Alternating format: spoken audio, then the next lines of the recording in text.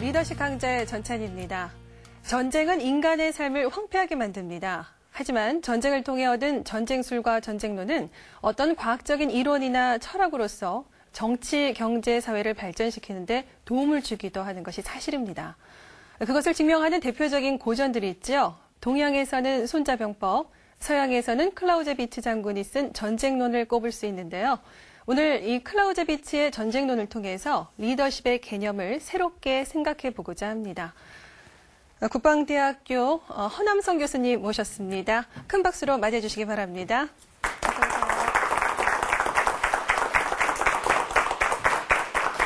네, 그리고 오늘 스튜디오에는요, 국방대학교 군사전략학부 석사과정 학생들 모셨습니다. 반갑습니다. 반갑습니다. 네, 이 클라우제비츠의 전쟁론이 세상에 나온 지도 200년 가까이 됐습니다. 그럼에도 불구하고 지금 이 시대에서도 여전히 책이 이 가치를 인정을 받고 있습니다. 바로 그 이유는 어디에 있을까요?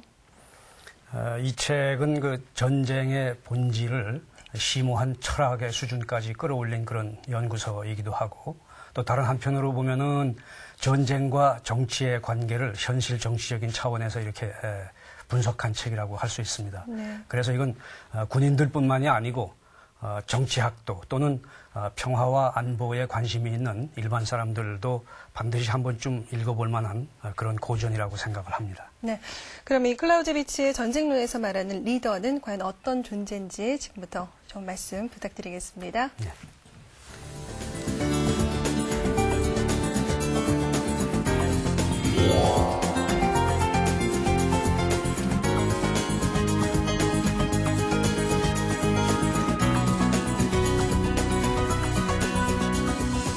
여러분 안녕하십니까? 네, 저는 원래는 리더십 전문가는 아닙니다. 다만 그 전쟁사를 공부한 역사학도인데 오늘 리더십에 관련된 얘기를 하게 됐습니다. 그렇지만은 우리가 전쟁의 역사를 살펴보면은 그 안에는 수많은 그 성공의 기록 또 실패의 기록들이 있습니다. 이러한 성공과 실패의 기록들은 곧바로 성공의 리더십 또는 실패의 리더십하고 직결되어 있습니다. 그래서 우리는 전쟁사는 어떤 의미에서 보면은 리더십의 보물창고다, 그런 얘기를 할 수가 있겠습니다. 그렇기 때문에 전쟁사가인 제 입장에서 오늘 리더십 강의를 하러 나오는 것이 그렇게 생경하지만은 않겠다 하는 생각이 들어서 용기를 내서 오늘 이 자리에 나왔습니다. 오늘 제가 여러분께 말씀드리고자 하는 내용은 클라우제비츠 전쟁론에 나오는 군사적 천재의 개념하고 리더십을 어떻게 연관시킬 것인가 하는 그런 내용이 되겠습니다. 먼저 본론에 들어가기 전에 이 저자와 책에 대한 아주 간단한 소개부터 조금 드리도록 하겠습니다. 이 저자는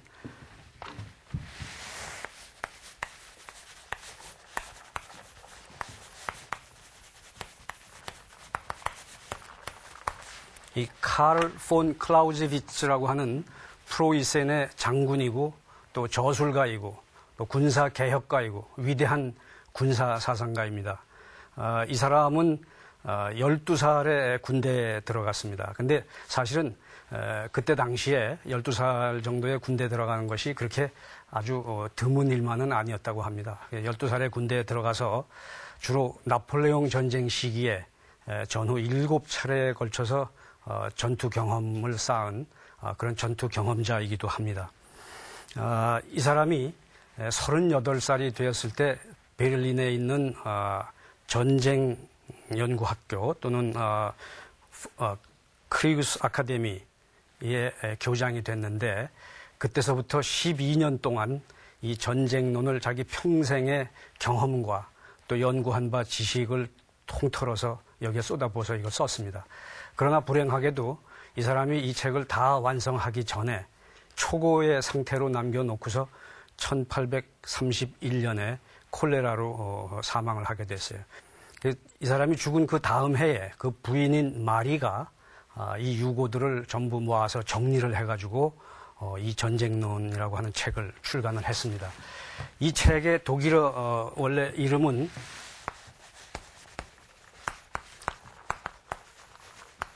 폼 크리게. 그러니까 이게 영어로 말하면은 이제 우리가 언워라고 부르죠.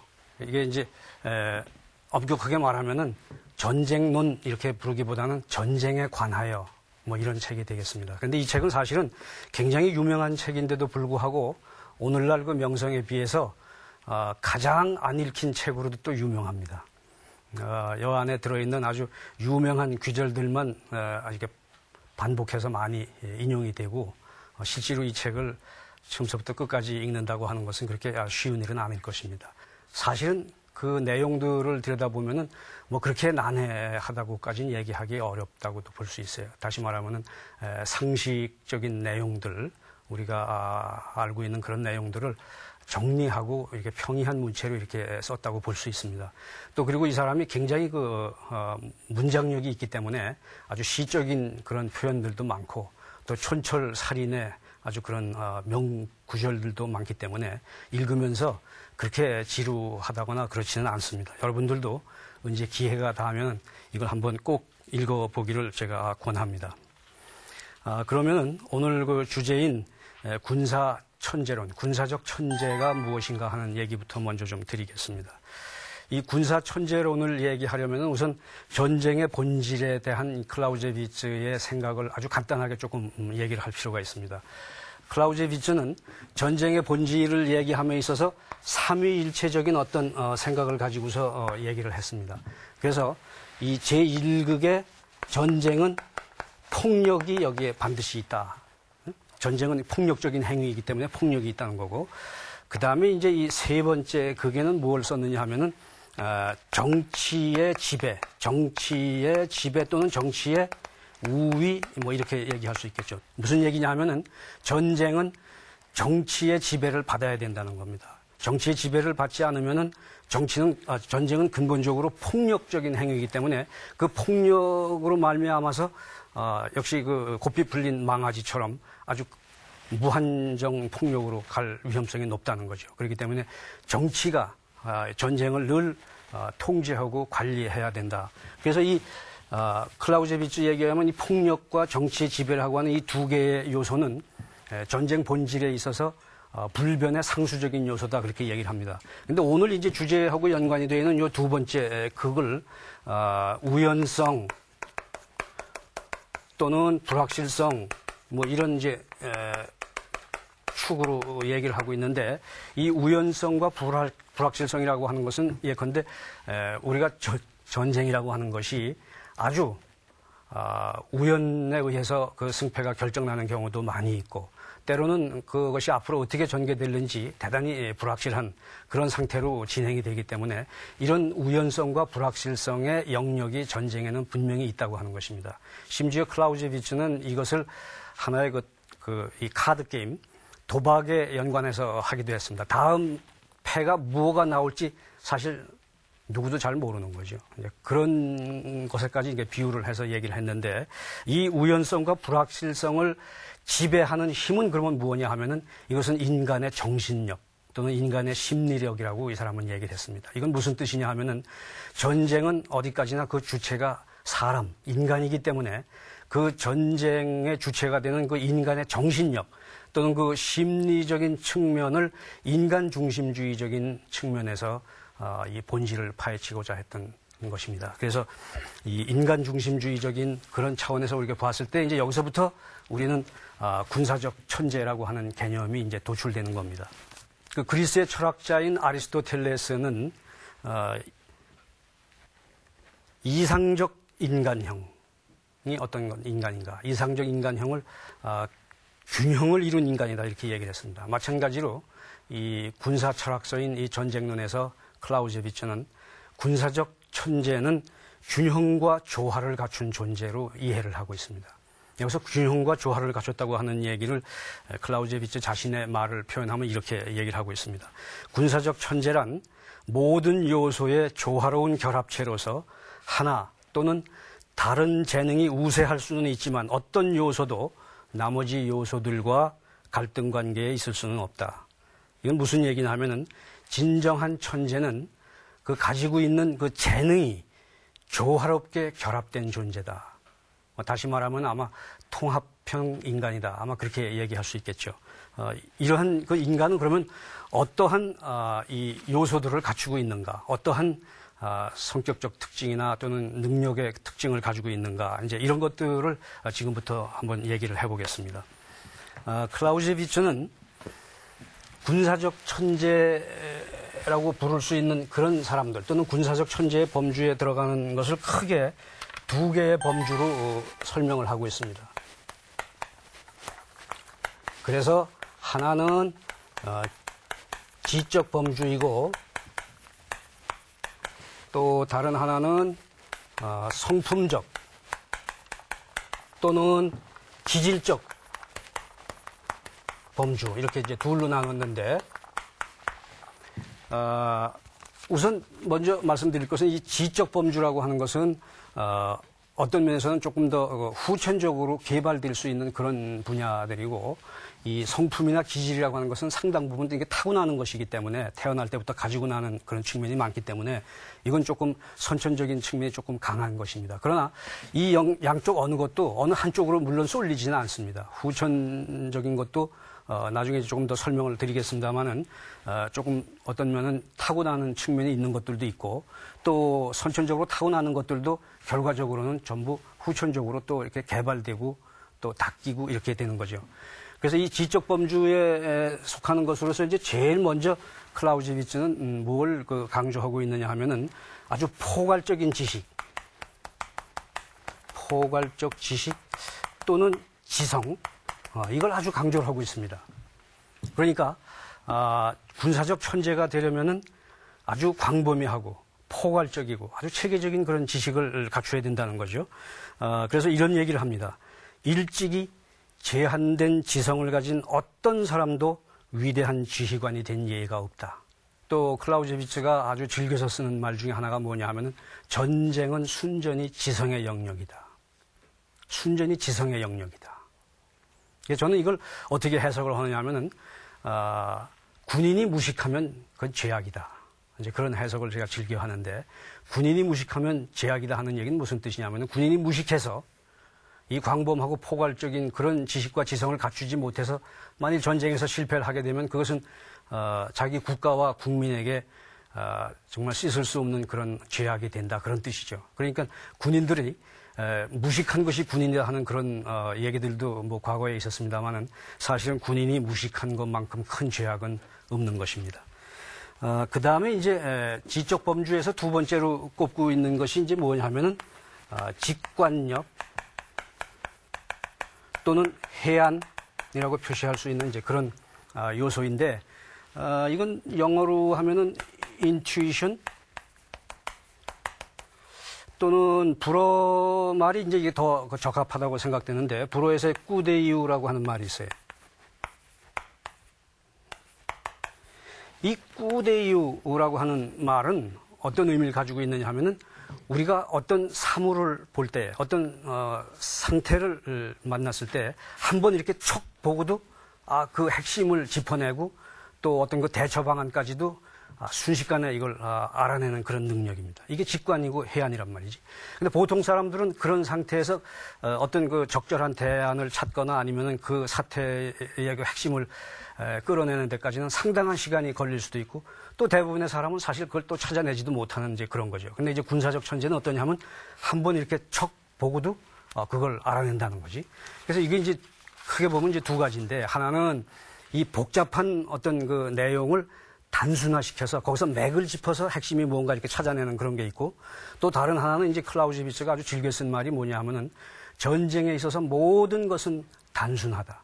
그러나 단순한 것이 가장 복잡하고 어렵다. 이런 표현을 쓰고 있는데, 이게 단순함 속에 들어있는 그 복잡성까지도 이렇게 꿰뚫어서 찾아내는 그런 능력, 이것도 꾸데이유에 해당되는 거예요. 그러니까 군사적 천재는 복잡성 속에서 단순화시키는 그런 능력뿐만 아니라 단순함 속에 숨어있는 그런 복잡성까지도 꿰뚫어보는 그런 해안과 직관력을 가져야 된다는 거죠. 이제 그 다음에 이제 세 번째로 뭘 얘기하냐면은, 이거 아주 특이한 경우인데, 이 사람이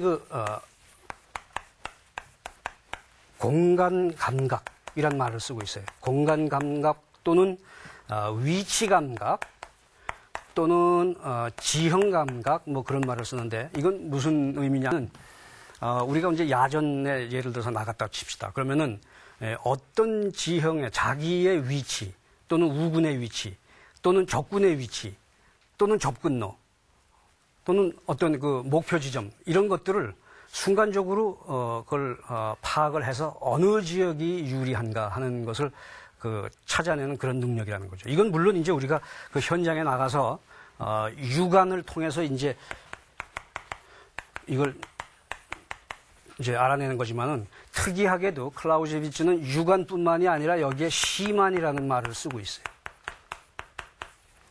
마음의 눈을 통해서도 이걸 본다는 거지. 이게 시만이라는 건 뭐냐면 이것은 오랜 그 학습과 경험을 통해서 이것이 내면화 됐을 때 그게 드러나는 거란 말이에요. 그래서 그 어떻게 드러나느냐 하면은 예측 능력으로 이게 이제 나타나는 거지. 그러니까 이제 어떤 지형이, 어떤 공간이 나에게 유리할 것인가 하는 것을 예측한다는 말이지. 예측한다는 뜻은 또 다른 말로 표현을 하면 아마 상상력의 영역이다 이렇게 얘기할 수 있을 거예요. 상상력의 영역이란 말이지.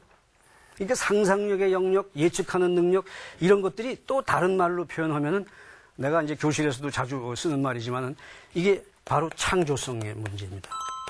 그러니까 군사적 천재는 이게 기본적으로 창조성도 그만큼 중요한 거예요. 가장 중요한 게 사실은 어떤 면에서 보면은 창조성이라고도 볼 수 있어요. 이런 것들이 바로 이런 공간 감각 또는 위치 감각 또는 지형 감각 뭐 이런 상태에서 이게 이 사람이 그 논하고 있는 내용들이죠. 자, 이것이 이제 지적 범주에 속하는 것이고 다음에는 이제 기질적인 그 범주 또는 성품적인 범주에 속하는 것인데 여기에서 제일 먼저 얘기하는 것은 용기입니다. 용기인데 이 사람은 그 용기에 두 가지 용기가 있다고 그랬어요. 하나는 육체적 용기가 있고 다른 하나는 정신적 용기가 있다 이렇게 얘기를 했습니다. 이 육체적 용기는 이를테면 위험에 대해서 이렇게 어느 정도 무감각한 상태 또는 어떤 분위기 때문에 이 우러나는 어떤 용기 그런 게 있단 말이에요. 이런 것들은 어떻게 보면 이건 원초적 용기라고 볼 수 있고 그러나 이 정신적 용기는 다른 한편으로는 이게 윤리적 용기라고 그러는데 이건 뭐냐 하면은 이건 책임감에 의한 용기예요. 어떤 리더가 책임 때문에 생겨나는 용기란 말이에요. 보통 때는 용기가 없는 사람도 책임을 가지게 되면은 그것으로부터 용기가 생겨난단 말이에요. 우리가 예를 들자면은 월남전 당시에 그 강제구 소령이라든가 이인호 소령 같은 사람, 또 작년에 그 JSA인가요? 그 공동경비구역에서 소대장을 했던 그 박순규 중위 같은 사람, 자기 부하를 구하려고 임진강에 뛰어들었다 죽은 그런 용기. 이런 건 전부 사실은 저는 정신적인 용기란 말이지. 근데 이런 용기는 사실은 이 둘이 이렇게 결합될 때 사실은 더 좋은 용기가 될 수 있겠죠. 그죠? 이제 그런 내용이고. 그 다음에 이제 두 번째로 이 사람이 강조하는 것이 결단력입니다. 이 성품적으로 볼 때. 이 결단력은 사실은 용기로부터 나오는 거예요. 그러나 용기하고 결단력은 어떤 차이가 있는가 하면은 이 결단력에는 여긴 어떤 지속성이 있다 이렇게 얘기합니다. 그러니까 지속성이 있다고 하는 얘기는 뭐냐면 어떤 결단을 내리면은 그 결단에 대해서 그것을 밀고 가는 어떤 그 바위처럼 버티는 꿋꿋한 어떤 그런 상태. 이제 그게 결단력에는 있다는 거죠. 그래서 이걸 장기적인 용기다 그런 얘기도 하고 있습니다. 그 다음에 이제 세 번째로 그 강조하는 것이 뭐냐면 야심이에요. 앰비션. 젊은이여 야심을 가져라 하는 야심. 야심 때문에 사실은 여러 가지 성취가 일어나는 거예요. 클라우제비츠는 어떻게 얘기를 하고 있냐면 탁월하고자 하면 드높은 야심을 가져라. 역사상의 유명한 장군들 그 누가 야심이 없었던 사람이 있었느냐. 뭐 이렇게 얘기를 한단 말이에요. 그래서 이 야심을 통해서 사실은 이루지 못할 것처럼 보이는 것들도 성취한다는 거죠. 그 다음에 이제 네 번째에 이 사람이 이제 강조하는 게 뭐냐면 대담성이에요.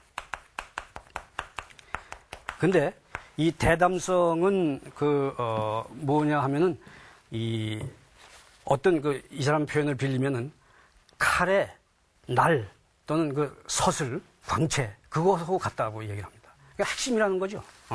근데 이 대담성은 잘못하면 말이죠. 두 가지를 잘못된 길로 빠질 수 있어요. 하나는 무모함으로 빠질 수 있고 다른 하나는 비겁함으로 빠질 수 있다. 이건 이제 예를 들면 비겁함이라는 건 이제 소심함이지.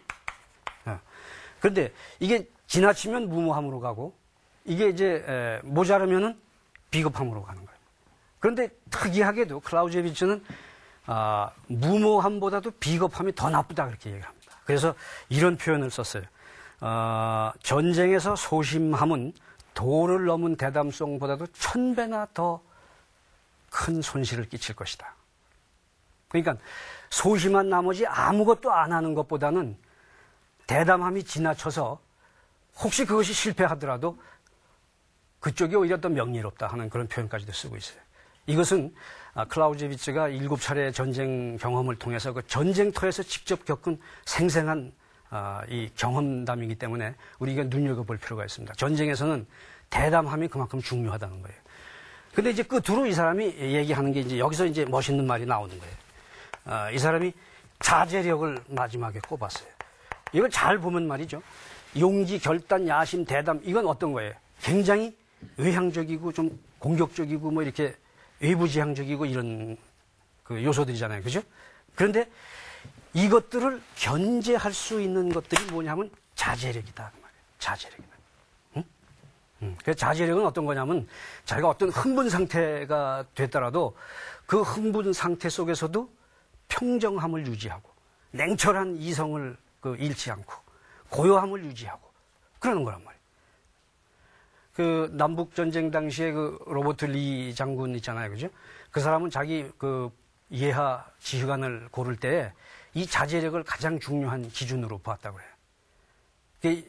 로버트 리의 표현을 보려면 이렇게 얘기를 합니다. 그 사람은 나는 자기 자신을 통제할 수 없는 사람에게 남을 통제하는 일을 맡길 수 없다. 자기 자신도 통제할 수 없는 사람이 어떻게 부하를 통제할 수 있겠느냐 그 말이지. 이 자제력을 통해서 이게 이제 이 성품 기질적인 범주의 하나의 이 제어하는 어떤 요소, 또는 통제하는 그런 요소가 된다는 거죠. 이게 이제 소위 그 군사적 천재론에서 논의되고 있는 이런 요소들인데 이거 사실 따지고 보면 양쪽이 이렇게 아주 조화롭게, 그죠? 내가 앞에서 뭐라 했어요? 군사적 천재는 균형과 조화다 그런 얘기 했잖아요. 그러니까 이것이 이제 조화롭게 잘 결합이 될 때 그것이 가장 바람직하다고 볼 수 있죠. 그런데 이것이 리더십하고 무슨 관계가 있는가? 사실은 여기에 나오는 덕목들은 모두가 다 리더십의 아주 중요한 요소들이라고 볼 수 있어요. 그러나 그렇다고 한다면 이건 사실 밋밋해요. 이런 정도의 얘기는 누구나 할 수 있는 얘기일 수도 있습니다. 클라우제비츠가 진정으로 이 군사적 천재론에서 얘기하고자 하는 아주 숨은 뜻이 하나 있습니다. 그게 뭐냐 하면은 이 군사적 천재라고 하는 이 개념을 설정할 때 클라우제비츠는 어떤 천재를 그 경탄스러운 눈으로 보거나 아니면 그 어떤 천재를 미화하기 위해서 이걸 만들어낸 건 아닙니다.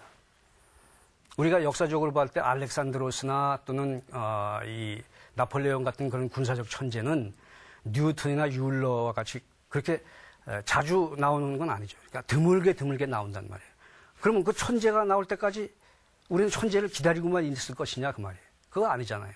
그러니까 이런 기준을 설정한 클라우제비츠의 진정한 의도는 뭐냐 하면은 보통 사람들도 이 기준에 입각해서 부단히 자기를 갈고 닦을 때에 훌륭한 리더가 될 수 있다고 하는 그 후천적 개발 가능성을 열어놓은 겁니다. 천재는 이 책에서 클라우제비츠가 얘기하는 천재는 타고난다. 근데 또 다른 한편에서 보면 천재는 길러진다. 그런 얘기합니다. 어떻게 보면 이거 굉장히 그 도구마적인 논리죠. 그죠? 천재는 타고난다고 얘기하고 천재는 또 길러진다고 얘기한단 말이에요. 그러니까 여기서 내가 이제 여러분한테 하나 질문을 간단하게 하고 싶은 게 있어요. 에디슨이 뭐라 그랬어요? 천재는 1%의 영감과 99%의 땀이다. 이게 무슨 뜻이에요? 많은 사람들은 천재는 노력을 통해서 이루어진다. 그렇게 말했다는 거 아니에요? 근데 이게 우리 역설적으로 보면은 이건 무슨 의미가 있느냐 하면은 1%의 영감이라고 하는 뜻은 말이지.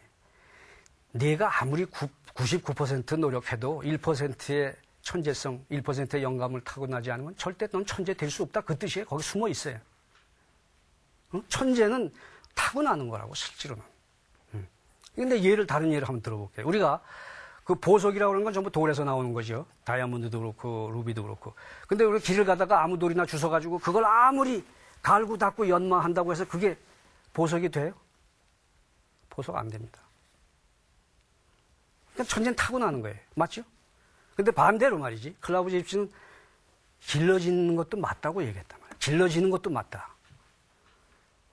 맞아요. 길러지는 게 맞다고 하는 얘기는 무슨 뜻이냐 하면은, 다이아몬드의 원석이라 하더라도 이게 연마하지 않으면 그냥 돌의 상태로 남아 있을 수밖에 없다는 거예요. 그렇잖아요. 그러니까 보석의 원석도 결국은 갈고 닦음으로써 보석이 된다는 거지. 그럼 여기 나와 있는 이제 이런 그 지적 범주 같은 거, 이제 저런 것들은 예를 들면은 우리가 더 갈고 닦아서 이게 해야 되는 것이고, 이 성품 기질적인 범주도 어느 정도 타고나는 측면이 있지만 이거 갈고 닦지 않으면 절대로 저것이 발휘가 안 된다 하는 거예요. 이게 이제 오늘 우리가 깨달아야 될 가장 중요한 핵심적인 그 내용입니다. 그래서 이것이 되려면 클라우제비츠는 뭘 강조하고 있느냐 하면은 교육, 훈련, 경험, 이 세 가지 요소를 아주 특별히 강조를 합니다. 교육, 훈련을 통해서 또 경험을 통해서 천재의 수준까지 육박하는 그런 전문가가 되어야 된다는 거지. 그래서 이게 이제 오늘 이 군사적 천재론에 숨어 있는 클라우제비츠의 진정한 의도다 이렇게 얘기할 수 있습니다. 오늘 제 얘기는 여기까지 마치도록 하겠습니다.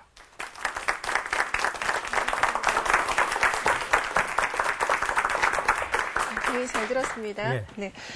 책의 일부기는 하지만 군사 천재론의 개념 아주 쉽게 설명해 주셔서 꼭 한번 읽어보고 싶다는 생각이 들었습니다. 오늘 강의 들으신 분들 어떠셨는지 모르겠는데요. 오늘 좋은 말씀 감사드리고요. 앞으로도 이 전쟁론의 참된 의미와 가치를 알리는데 좀 더 많은 활동 부탁드리겠습니다. 오늘 나와주셔서 감사합니다. 예, 감사합니다.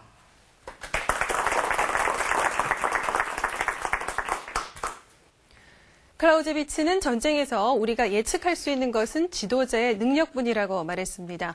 하지만 그는 승자를 천재이자 탁월한 자로 또 패자를 무능한 죄인으로 단정짓지는 않았습니다. 지도자는 뛰어난 자질이 있다면 그것을 최대한 활용하고 또 심각한 단점이 있다면 상식과 보편의 원칙에 따라 그것을 보완할 의무가 있다고 강조할 뿐입니다. 열린 자세와 책임감이야말로 지도자가 갖춰야 할 핵심 덕목이라는 그런 말이겠죠.